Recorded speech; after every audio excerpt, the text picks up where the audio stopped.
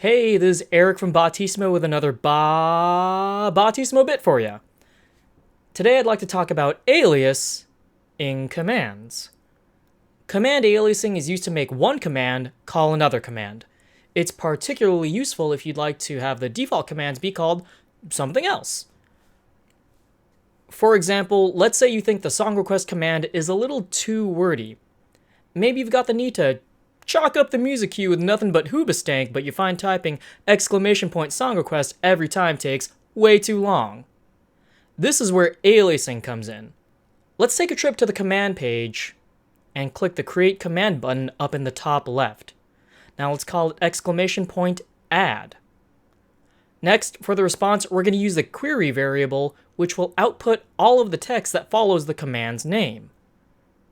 Click down here on the advanced options to reveal additional options and set the alias to !song request and click the big ol' create button to save your new command. And let's test it out real quick.